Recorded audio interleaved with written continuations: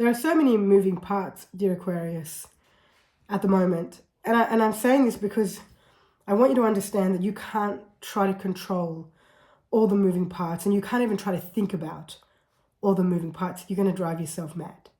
There are so many moving parts. It feels to me, it's as though there's a dream that you're working on bringing to fruition, right?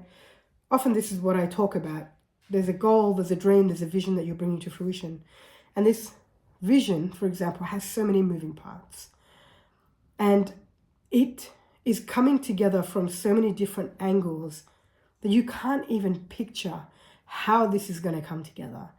Your thoughts don't reach the spaces to even try to comprehend how these pieces will come together.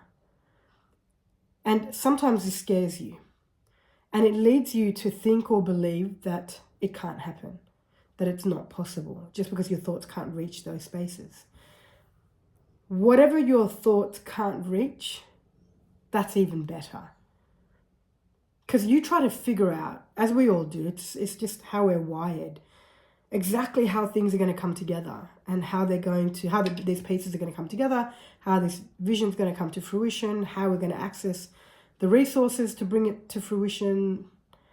And more often than not, how we think about the how isn't actually it.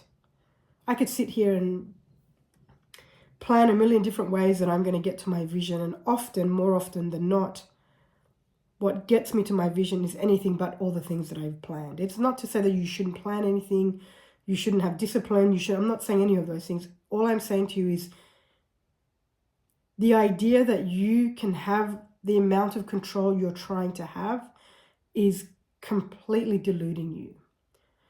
Today, what you want to do is align with the energy of surrender. There are so many moving pieces that you couldn't think about. It's like me saying to you, okay, now you need to think about how you're breathing.